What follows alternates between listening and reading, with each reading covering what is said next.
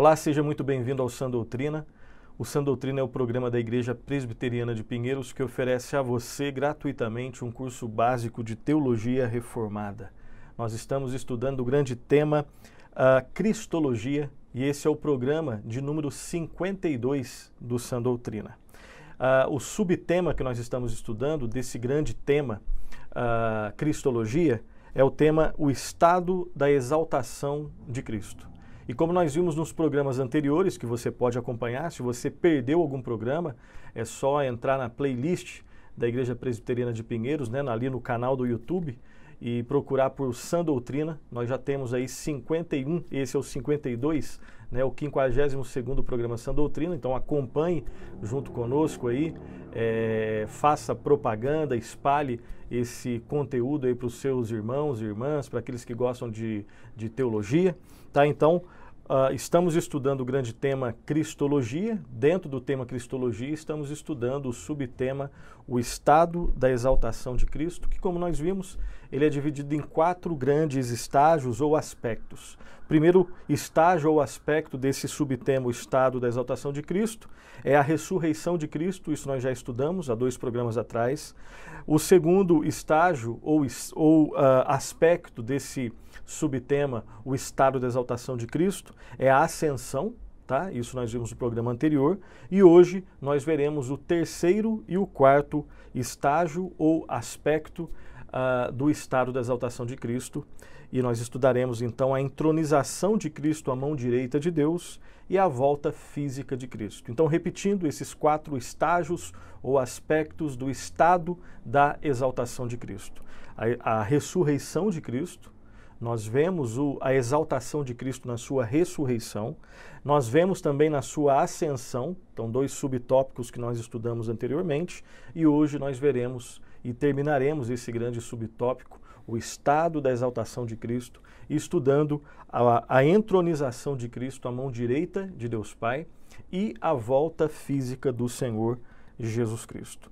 Então, vamos então aos nossos estudos de hoje. Vejamos então juntos, reflitamos juntos sobre a entronização de Cristo à mão direita de Deus Pai.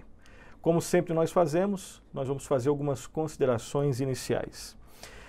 Primeiramente, lembremos que assim como depois da ressurreição segue-se a ascensão de Cristo, depois da ascensão de Cristo segue-se a entronização de Cristo à mão direita de Deus Pai, que é o nosso tópico desse início da nossa aula, né, do nosso programa de hoje. A pergunta que nós fazemos agora, que você talvez esteja fazendo, é: o que é entronização? De modo muito simples, a entronização é a verdade de que Cristo tomou o seu lugar no trono à mão direita do Pai. Basicamente, a entronização é isso, né? É ser entronizado, é o ato ou efeito de estar no trono. E especificamente em Cristologia, essa é a definição que nós estamos utilizando. É a verdade de que Cristo tomou o seu lugar no trono, à mão direita do Pai. O que as Escrituras ensinam sobre essa doutrina, né? Então nós vamos ver alguns textos que dão base para a doutrina da entronização de Cristo à mão direita de Deus Pai, como um dos aspectos ou um dos estágios do estado de exaltação de Cristo. Então, em primeiro lugar, vejamos que Jesus, o Senhor Jesus Cristo, né, aquele que foi e está entronizado à mão direita de Deus Pai, ele havia predito que ele se assentaria à mão direita do Todo-Poderoso. Primeiro texto que vai ser projetado para você, eu vou ler e peço que você acompanhe, Mateus 26, 63, 64. Mateus 26, 63, 64, está escrito assim: Jesus, porém, guardou silêncio e o sumo sacerdote lhe disse: Eu te conjuro pelo Deus vivo que nos digas se tu és o Cristo, o Filho de Deus. Respondeu-lhe Jesus: Tu o disseste. Entretanto, eu vos declaro que desde agora vereis o Filho do Homem assentado à direita do Todo-Poderoso e vindo sobre as nuvens do céu. Então, o próprio Senhor Jesus Cristo havia predito que ele se assentaria à mão direita do Todo-Poderoso. Pedro também menciona a verdade da entronização de Cristo nos seus sermões. Nós vamos ler alguns textos aí. Atos 2, 33 até o 36, acompanhe, vai ser projetado para você. Lá nós lemos assim: exaltado, pois, à destra de Deus, tendo recebido do Pai a promessa do Espírito Santo, derramou isto que vedes e ouvis. Porque Davi não subiu aos céus, mas ele mesmo declara: disse o Senhor ao meu Senhor, assenta-te à minha direita, até que eu ponha os teus inimigos por estrado dos teus pés. Esteja absolutamente certa, pois, toda a casa de Israel, de que a este Jesus, que vós crucificastes, Deus o fez Senhor e Cristo. Então esse é um texto onde Pedro, num dos seus sermões, ele menciona sobre o fato de que Jesus Cristo se assentaria ao lado, Jesus Cristo está assentado, né, à direita de Deus Pai. Um outro texto, Atos, né? Nós lemos Atos 2, agora leremos Atos 5, versículo 31, onde está escrito assim: Deus, porém, com a sua destra, o exaltou a príncipe salvador, a fim de conceder a Israel o arrependimento e a remissão de pecados. Então, aí, na expressão, né, o exaltou a príncipe salvador, né, e antes, né, Deus, porém, com a sua destra, nós vemos aí Pedro também mencionando, né, implicitamente, mas claramente, o fato de que Jesus Cristo está à direita de Deus Pai. As epístolas gerais, né, tanto as paulinas como as demais, elas também ensinam sobre essa doutrina. Então, nós vamos ler alguns textos que estão contidos aí nessas epístolas, né? Primeiro, uma carta paulina, a carta que Paulo escreveu aos Efésios, Efésios capítulo 1, versículo 20 até o 22, nós vamos ler, né? E aqui Paulo está falando acerca do poder de Deus, então esse é o contexto, né? Paulo falando sobre o poder de Deus, ele diz assim: o qual exerceu ele em Cristo, ressuscitando dentre os mortos e fazendo sentar à sua direita nos lugares celestiais, acima de todo principado e potestade, poder e domínio, e de todo nome que se possa referir, não só no presente século, mas também no vindouro, e pôs todas as coisas debaixo dos pés, e para ser o cabeça sobre todas as coisas, o deu à igreja. Então o apóstolo Paulo, né, também se referindo a essa doutrina da entronização de Cristo à direita de Deus Pai. Hebreus, na Epístola aos Hebreus, capítulo 10, versículo 12, está escrito assim: Jesus, porém, tendo oferecido para sempre um único sacrifício pelos pecados, assentou-se à destra de Deus. Então a Epístola aos Hebreus também fala sobre essa doutrina. Um texto, né, escrito pelo apóstolo Pedro, 1 de Pedro, capítulo 3, versículo 22, está escrito assim: o qual, depois de ir para o céu, está à destra de Deus, ficando-lhe subordinados anjos e potestades e poderes. Então está claramente aqui essa doutrina sendo ensinada, né, além do que Pedro disse nos seus sermões lá em Atos, também na sua epístola. Apocalipse, 2 textos de Apocalipse que deixam também essa doutrina bem claramente ensinada, né, na palavra de Deus. Apocalipse 3, 21, está escrito assim: ao vencedor dar-lhe-ei sentar-se comigo no meu trono, assim como também eu venci e me sentei com meu Pai no seu trono. E Apocalipse 22, 1, está escrito assim: então me mostrou o rio da água da vida, brilhante como cristal, que sai do trono de Deus e do Cordeiro. Então ambos os textos de Apocalipse também remetendo a essa doutrina da entronização de Cristo à mão direita de Deus Pai. Tá? Então nós estamos estudando Cristologia, especificamente o estado de exaltação de Cristo. Já vimos a ressurreição, já vimos a ascensão, estamos vendo a entronização de Cristo à direita de Deus Pai. E especificamente sobre essa expressão, né, a mão direita de Deus, o que ela quer dizer? O que significa? Qual é o significado da expressão a mão direita de Deus? Vamos lá. Em primeiro lugar, essa expressão não pode ser tomada, esse é o primeiro lembrete que nós aqui compartilhamos, que essa expressão, a mão direita de Deus, a mão direita de Deus Pai, ela não pode ser tomada no seu sentido literal, ela não pode ser entendida no seu sentido literal. Segunda consideração, essa expressão expressa e indica de modo figurativo um lugar de poder, um lugar de honra e um lugar de glória. Então, em primeiro lugar, a mão direita de Deus não pode ser tomada no seu sentido literal, tá? Segundo lugar, o que ela significa, né? Ela significa basicamente isso, ela expressa, ela indica de modo figurado ou de modo figurativo um lugar de honra, um lugar de poder, um lugar de glória. Então, quando nós afirmamos que Cristo está sentado à mão direita de Deus Pai, ele está num lugar de poder, num lugar de honra e num lugar de glória. Mais uma outra consideração, de modo mais direto, essa expressão ensina que estão confiadas ao Senhor e Salvador Jesus Cristo, o Rei dos Reis, Senhor dos Senhores, as rédeas, né, o domínio, o governo da igreja e de todo o universo. Então é um lugar de honra, é um lugar de glória, é um lugar de destaque, é um lugar de poder, e de modo mais específico, a mão direita de Deus ou a mão direita de Deus Pai significa que nas mãos do Senhor Jesus Cristo estão confiadas as rédeas do mundo, de toda a criação e de todo o universo. Outras considerações sobre essa expressão a mão direita de Deus. Em primeiro lugar, dessas outras considerações, lembremos que durante o período em que está sentado à mão direita de Deus, Cristo governa, Cristo protege a sua igreja e ele também exerce autoridade sobre o universo por amor ao seu povo. Então não só essa expressão a mão direita de Deus, né, o fato de que Cristo ele rege o mundo, ele rege o universo, ali ele está sentado, ele está num lugar de poder, de domínio, de glória. Isso traz a ideia de domínio e de poder, mas de um poder com uma finalidade, expressando amor e cuidado pelo seu povo, que ele comprou com o seu próprio sangue na cruz do Calvário. Ok? Mais uma outra consideração.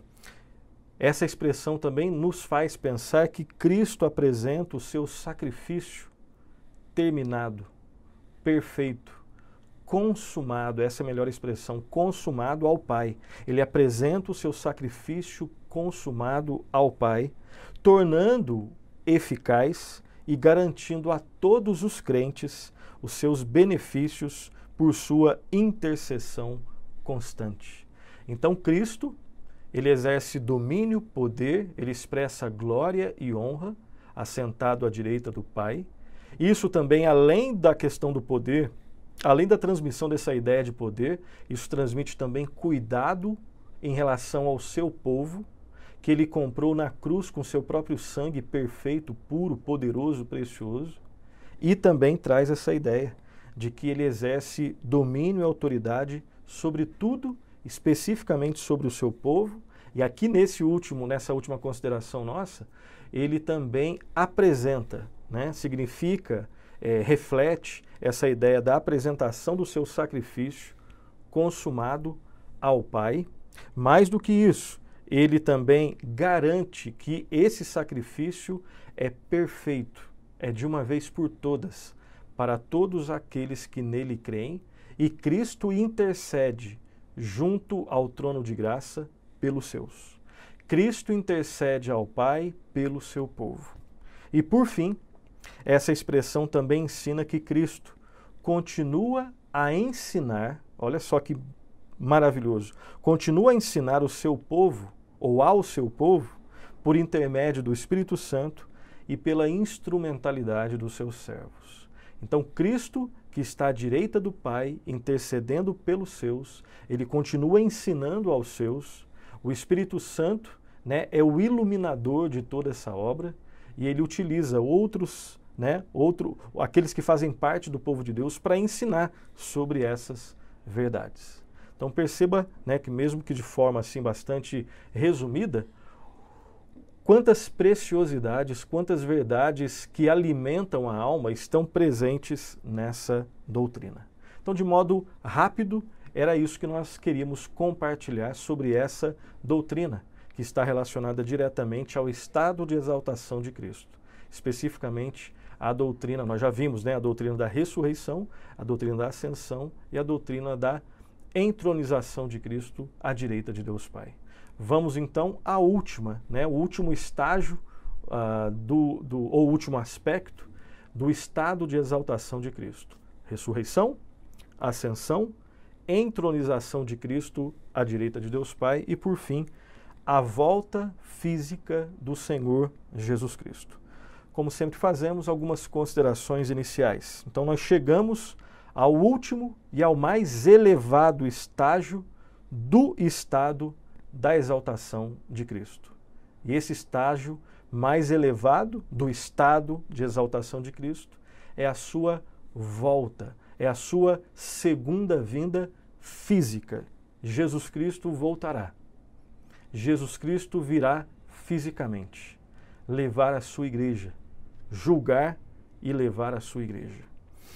Segunda consideração, esse último estágio aponta para a volta de Cristo na condição não do Cordeiro que tira o pecado do mundo. Ele continua sendo, mas na sua volta ele será o juiz. É na condição de juiz que o Senhor Jesus Cristo virá pela segunda vez fisicamente.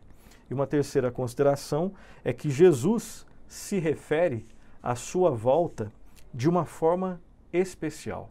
E nós vamos ler alguns textos que mostram essa verdade na palavra de Deus. João capítulo 5, do 22 ao 27, está escrito assim, acompanhe a leitura. E o Pai a ninguém julga, mas ao Filho confiou todo o julgamento, a fim de que todos honrem o Filho do modo porque honram o Pai. Quem não honra o Filho, não honra o Pai que o enviou. Em verdade vos digo, quem ouve a minha palavra e crê naquele que me enviou, tem a vida eterna, não entra em juízo, mas passou da morte para a vida. Em verdade vos digo que vem a hora e já chegou, em que os mortos ouvirão a voz do Filho de Deus, e os que a ouvirem viverão. Porque assim como o Pai tem vida em si mesmo, também concedeu ao Filho ter vida em si mesmo, e lhe deu autoridade para julgar, porque é o Filho do homem. Então perceba como essa doutrina é ensinada claramente na palavra de Deus, aqui especificamente no Evangelho de João, e aqui mais especificamente o próprio Senhor Jesus se referindo à sua volta de uma forma toda especial. Leiamos mais um texto. Vejamos que não é só o Senhor Jesus Cristo que se refere à sua volta física de modo especial. Os apóstolos também se referem nos seus escritos, se referem à volta de Cristo naquilo que eles escreveram. Atos capítulo 10, versículo 42 está escrito assim: E nos mandou pregar ao povo e testificar que ele é quem foi constituído por Deus, juiz de vivos e de mortos. É assim que está escrito lá em Atos 10, 42, os apóstolos deixando bem claro sobre a vinda do Senhor Jesus Cristo. Próximo texto, também no livro de Atos, Atos 17, 31, está escrito assim: Porquanto estabeleceu um dia em que há de julgar o mundo com justiça, por meio de um varão que destinou e acreditou diante de todos, ressuscitando-o dentre os mortos. O texto fala sobre o Senhor Jesus Cristo, aquele que ressuscitou dentre os mortos e que ele virá como juiz, aquele que julgará o mundo. Existem outras passagens também das Escrituras que se referem à chamada atividade judicial de Cristo, a atividade de Cristo como juiz e a sua volta também. Mateus 19, 28. Mateus 19, 28, acompanha a leitura. Jesus lhes respondeu: Em verdade vos digo que vós, os que me seguistes, quando na regeneração, o Filho do Homem se assentar no trono da sua glória, também vos assentareis em 12 tronos para julgar as 12 tribos de Israel. Próximo texto, Mateus 25, 31 e 34, está escrito assim: Quando vier o Filho do Homem na sua majestade e todos os anjos com ele, então se assentará no trono da sua glória e todas as nações serão reunidas em sua presença e ele separará uns dos outros, como o pastor separa dos cabritos as ovelhas, e porá as ovelhas à sua direita, mas os cabritos à esquerda. Então dirá o rei aos que estiverem à sua direita: vinde, benditos de meu Pai, entrai na posse do reino que vos está preparado desde a fundação do mundo. Então perceba que tanto o texto que nós lemos anteriormente, de Mateus 19, 28, quanto agora o texto de Mateus 25, 31 a 34, deixam bem claro, expressam a verdade da volta de Cristo como juiz, aquele que fará julgamento, e a sua volta física. Existem mais textos que nós queremos compartilhar com vocês. Lucas 3,17 está escrito assim: a sua pá ele a tem na mão, para limpar completamente a sua eira e recolher o trigo no seu celeiro. Porém, queimará a palha em fogo inextinguível. Então, essa linguagem aqui apresentada pelo evangelista Lucas, é uma linguagem que fala sobre julgamento, né? A palha que vai ser queimada em fogo inextinguível, a limpeza que será feita, é uma linguagem que remete a julgamento. Romanos, Paulo também, obviamente, ele fala sobre essa verdade. Romanos 2,16 está escrito assim: no dia em que Deus, por meio de Cristo Jesus, julgar os segredos dos homens de conformidade com o meu evangelho. Então, o Senhor Jesus julgando o segredo dos homens. Romanos 14,9 está escrito assim: foi precisamente para esse fim que Cristo morreu e ressurgiu. Para quê? Para ser Senhor, tanto de mortos como de vivos. E um Senhor emite os seus julgamentos a partir do seu senhorio, da sua soberania perfeita.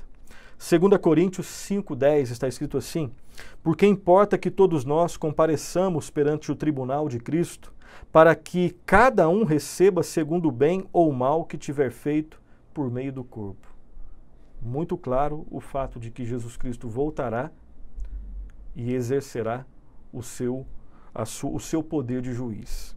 A segunda carta de Paulo a Timóteo, capítulo 1, versículo 1 e 2. 2 Timóteo, capítulo 1, 1 e 2, está escrito assim: conjuro-te perante Deus e Cristo Jesus, que há de julgar vivos e mortos pela sua manifestação e pelo seu reino.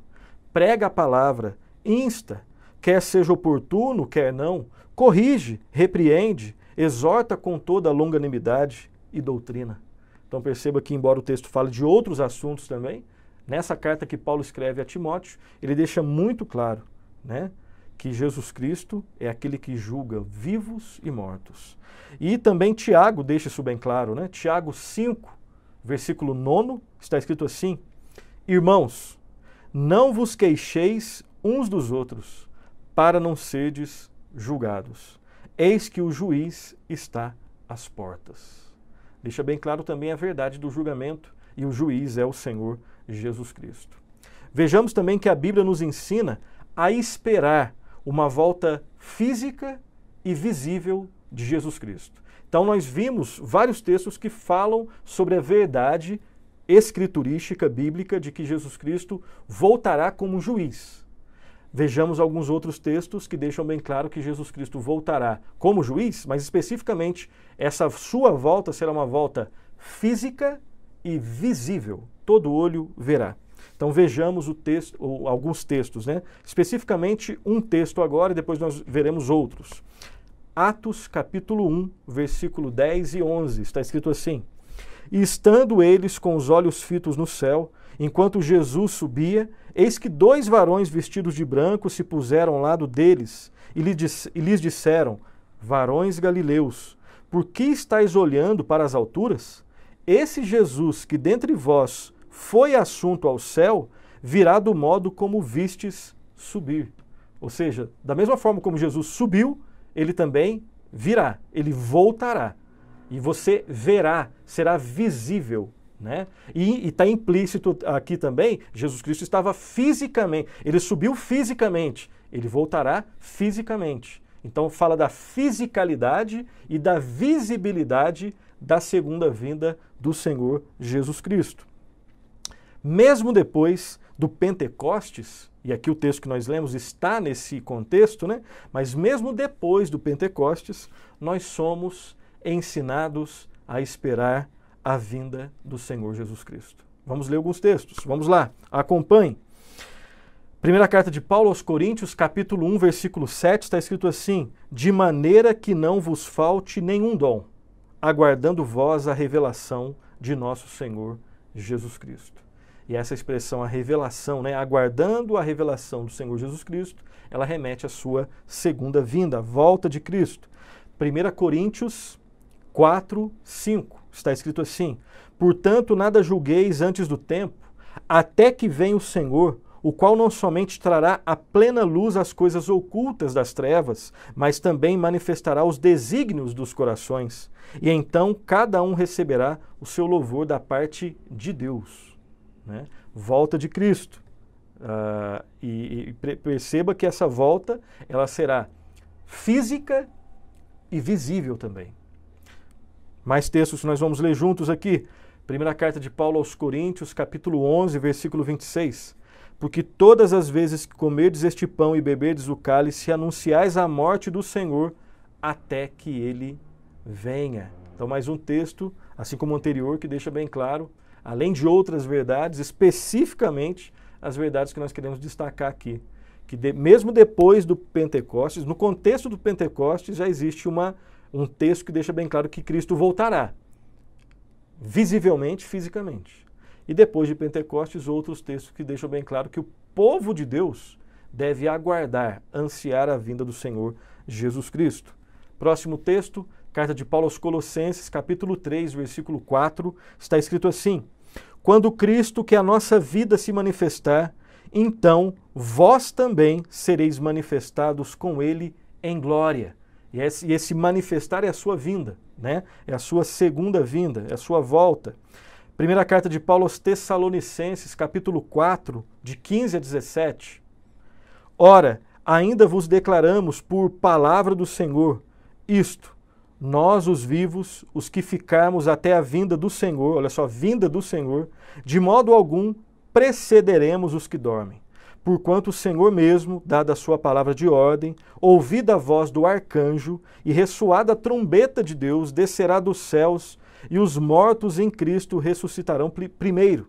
Depois nós, os vivos, os que ficarmos, seremos arrebatados juntamente com eles entre nuvens para o encontro do Senhor nos ares, e assim estaremos para sempre com o Senhor. Texto que deixa bem claro, né, falando sobre a segunda vinda de Cristo, a volta de Cristo.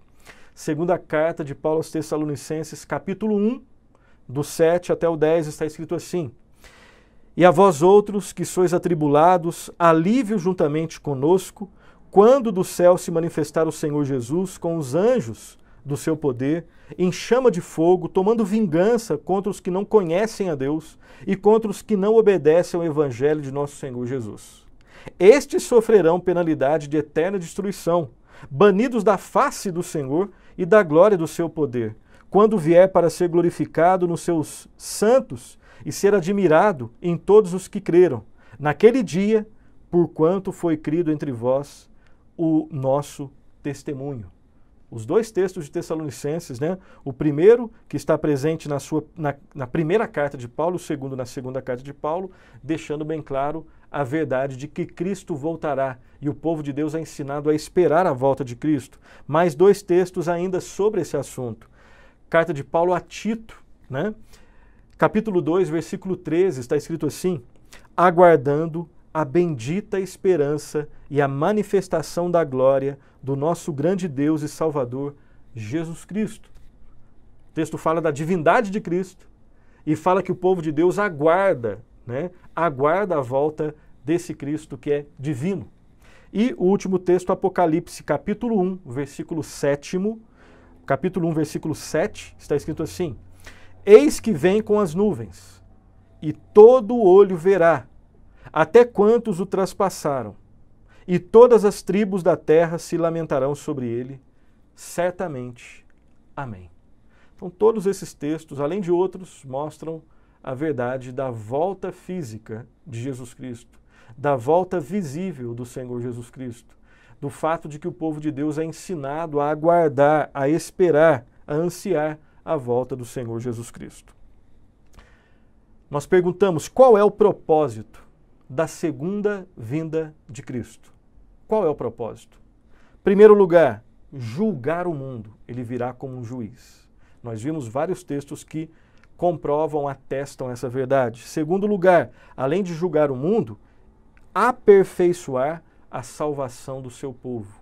O povo de Deus é um povo que já está salvo e ao mesmo tempo é um povo que está sendo salvo e ao mesmo tempo é um povo que será salvo.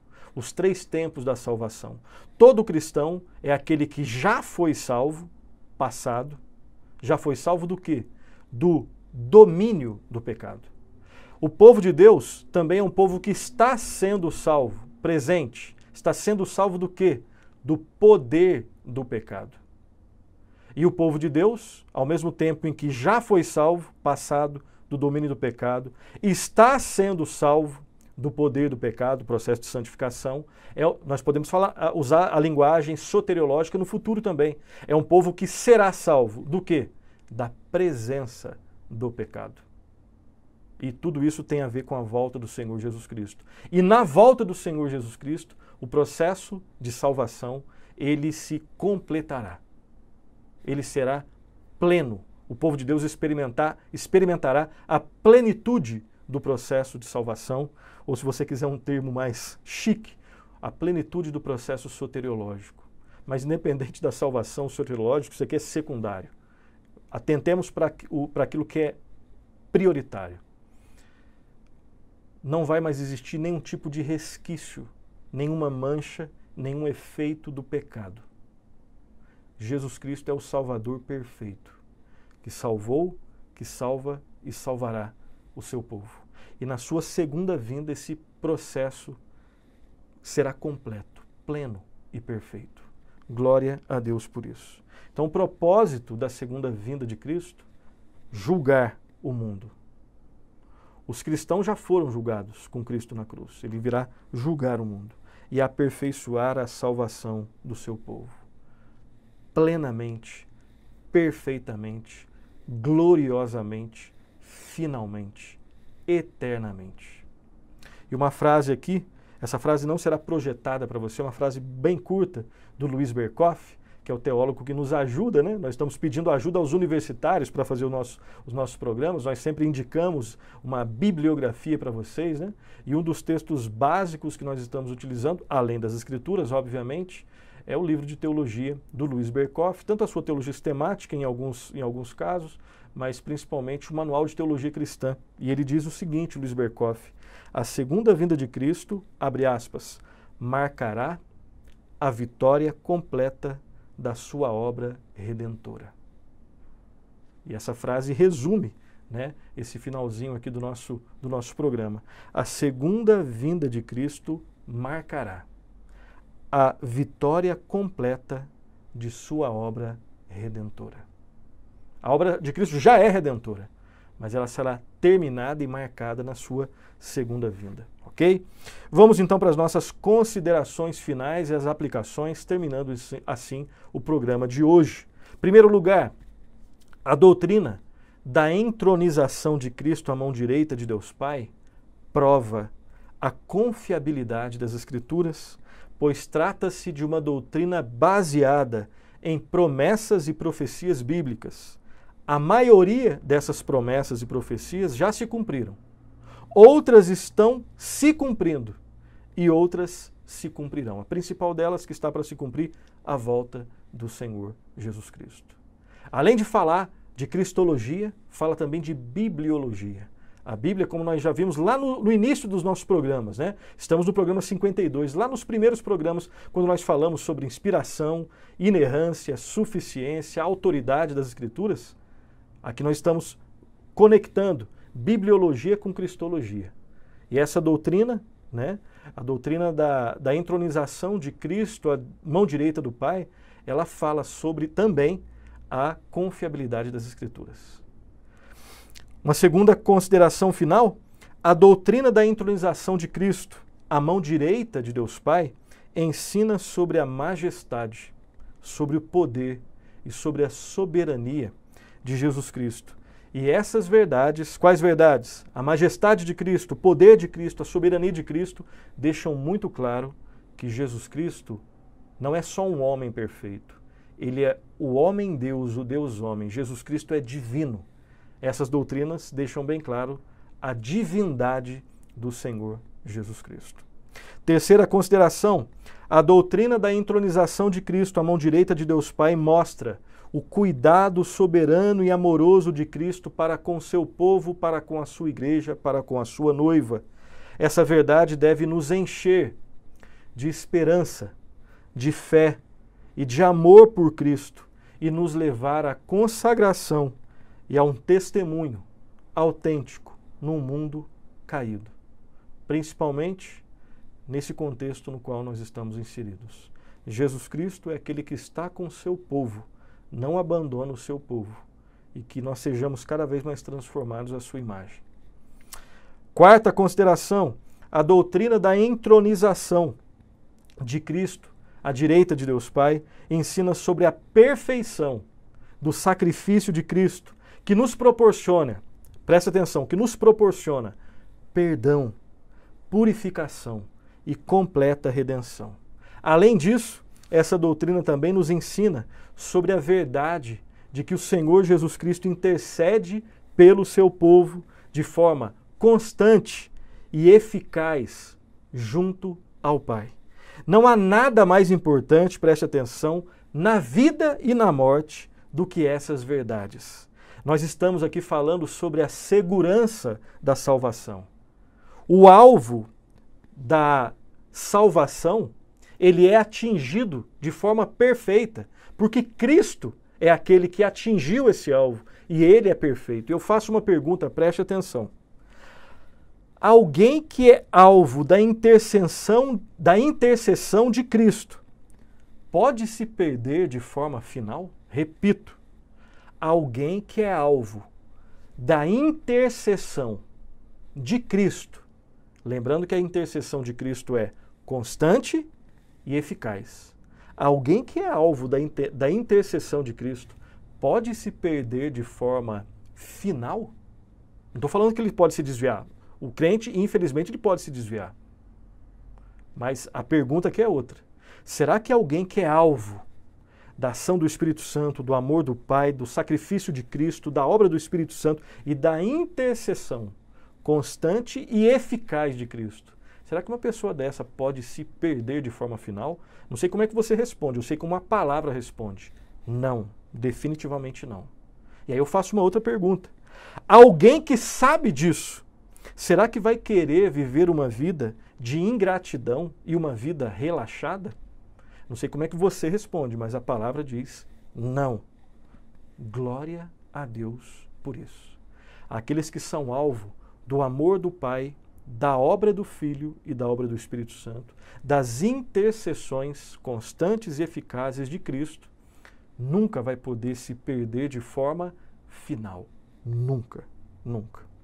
Mais um ponto, mais uma consideração, a doutrina da volta física de Cristo, que é ensinada, como nós vimos, de modo claro nas Escrituras Sagradas, ela demonstra, finalmente, a vitória de Cristo.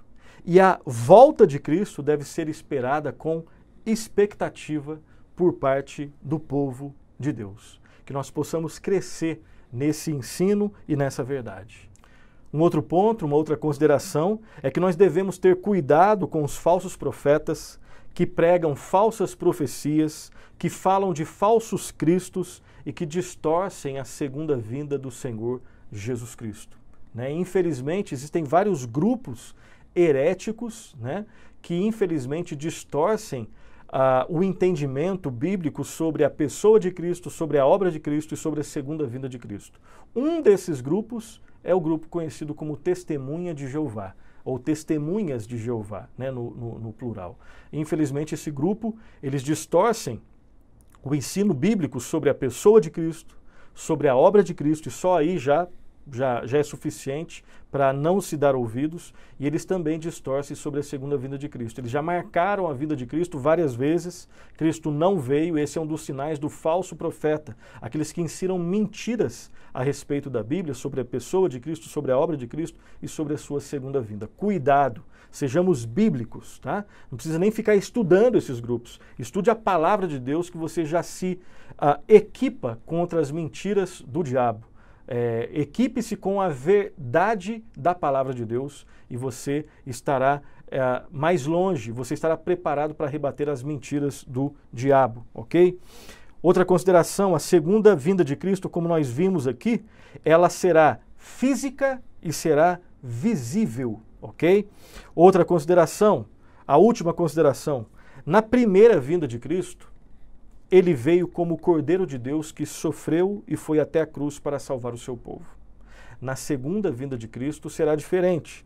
Ele virá como leão e como juiz para julgar o mundo e completar finalmente a obra de salvação em seu povo, marcando de forma completa a sua obra redentora, perfeita e definitiva.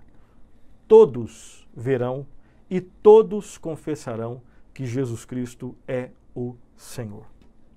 Assim nós terminamos então o nosso programa de hoje, falando, sobre a doutrina da entronização de Cristo à direita do Pai e também a doutrina da volta física e visível do Senhor Jesus Cristo. Nossa oração é que o Senhor Deus eterno e triuno nos transforme, nos cada vez mais molde a nossa vida para a sua glória e nos desperte para o dia da vinda do Senhor Jesus Cristo. Assim nós terminamos então o nosso programa. Próximo programa, Deus permitindo, nós falaremos sobre um outro subtópico de Cristologia. Hoje nós terminamos o subtópico, os estados, ou melhor, o estado de exaltação de Cristo. Próximo programa, Deus permitindo, nós falaremos sobre um outro subtópico, os ofícios de Cristo. E veremos, Deus permitindo, o primeiro ofício, o ofício profético. Ok? Então nós agradecemos que você, a sua participação, o fato de que vocês têm nos acompanhado, difunda esse programa para outras pessoas, bons estudos e que Deus muito o abençoe.